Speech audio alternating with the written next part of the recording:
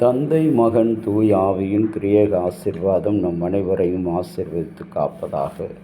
இந்த அருமையான நாளிலே சிந்தனைக்காக தெரிந்து கொள்ளப்பட்ட திருமறை பகுதி நியாயாதிபதிகள் 4ஆம் அதிகாரம் 18வது வசனம். சிசராவை எதிர்கொண்டு போய் அழைத்து, உள்ளே வாரும் என் ஆண்டவனே, கூடாரத்தில் உள்ளே வாரும், பயப்பட வேண்டாம் என்று சொன்னான் அவனிடம்.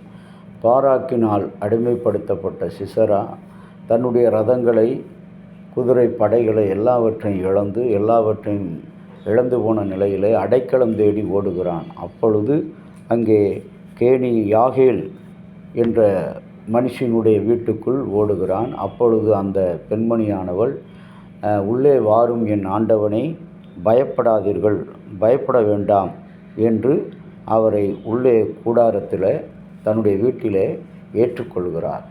இன்றைக்கு நாம் நம்முடைய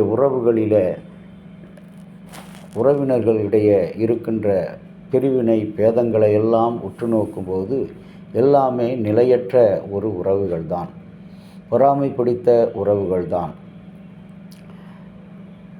முன்னால் நன்றாக பேசுவது, முதுகுக்கு பின்னால் குறை கூறுவது, இது மனிதனுடைய இயல்பு. எந்த ஒரு மனிதன் குறை கூறுகிறானோ அவன் கிறிஸ்தவன் அல்ல. குறைகள் எல்லா மனிதரிடம் இருக்குது. ஆகவே தான் ஆண்டவர் வானத்திலிருந்து பூமியிலே நேசமுள்ள மனிதர் எவரேனும் இருக்கிறாரா, நீதி உள்ள மனிதர் எவரேனும் இருக்கிறாரா என்று வேதனையோடு கடவுள் உற்று நோக்கினார்.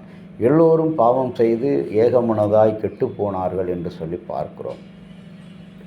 அப்படியாக கெட்டுப்போன சிசராவை கடவுள் இங்கே அடைக்கலத்துக்குள்ளாக அழைக்கிறார்.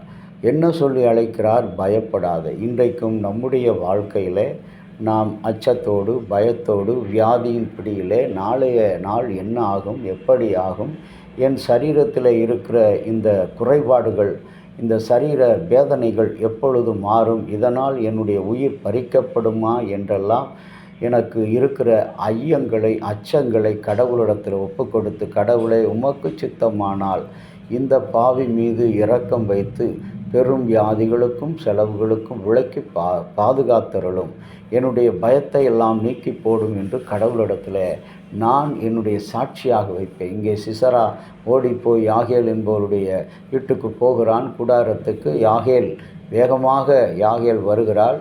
என் ஆண்டவனே, உள்ளே வாரும் என்று அவரை அழைத்து, பயப்பட வேண்டாம், அழைத்தது மாத்திரமல்ல, பயப்படாதே, இங்கு உன்னுடைய உயிருக்கு ஒன்றும் தீங்கு வராது என்று சொல்லி அங்கே நம்பிக்கையின் வார்த்தைகளை கொடுப்பதை பார்க்கிறோம். இன்றைக்கு நாம் அடைக்கலம் தேடி ஓடுகிற நண்பர்கள், நமக்கு இவர் உதவி செய்வார், நம்மீது நம்பிக்கையாக இருப்பார், நம்மை பாதுகாப்பார் என்றெல்லாம் ஓடுகிற நம்முடைய அரசியல் கூட்டங்களும் சரி, கட்சி கூட்டங்களும் சரி, ஜாதிய தலைமைகளும் சரி, எல்லோரும் ஒரு நாளில் நம்மை விட்டு விடுகின்ற மக்களாக இருக்கிறார்கள். இன்றைக்கும் கூட அன்பு கடவுளுடைய பிள்ளைகளே, உங்களுடைய திரு சமூகத்தில் கடவுள் இன்றைக்கு உங்களை பயப்பட வேண்டாம் என்று அழைக்கிறார். அன்றைக்கு இருளிலே இருந்த மெய்ப்பர்களுக்கு பயப்பட வேண்டாம், தனிமையிலே இருந்த மரியாளை பார்த்து பயப்பட வேண்டாம் என்று உரைத்த ஆண்டவர் இன்றைக்கு இந்த 2025ஆம் ஆண்டு நிறைவில்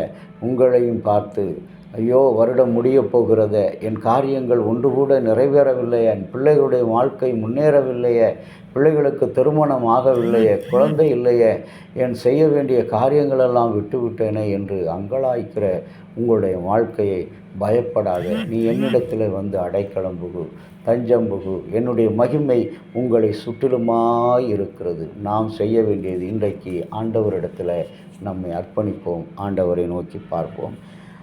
பரிசுத்தமுள்ள எங்கள் பரலோக பிதாவே, உம்முடைய திருமைந்தனுடைய பிறப்பினால் கிடைத்த மாபெரும் மகிழ்ச்சியையும் மன்னிப்பையும் சமாதானத்தையும் மகிமையாக நாங்கள் இந்த நாளில் கொண்டாடி உணர்ந்து, இன்றைக்கும் கூட ஆண்டவரே, இந்த சிசராவுக்கு நீ கொடுத்த அந்த அடைக்கலத்தை, ஆறுதலை போல எங்களுடைய வாழ்க்கையிலும் பயமும் அச்சமும் பிடிக்கப்பட்டு நாங்கள் பயந்து போயிருக்கிறோம். எங்களுக்கு பயப்பட வேண்டாம் என்ற சத்தியத்தை கொடுத்திருக்கு. இந்த வருடம் உங்களை கண்ணினொளி போல பாதுகாத்தேன், பொல்லாத ஆபத்துகளுக்கும் பெரும் செலவுகளுக்கும் உங்களை விளக்கினேன் என்று சொன்ன ஆண்டவராகிய கடவுள் இந்த வருஷம் முழுவதும் அப்படிப்பட்ட நித்திய வழியிலே உங்களையும் என்னையும் நடத்தி ஆசீர்வதித்து காப்பாராக.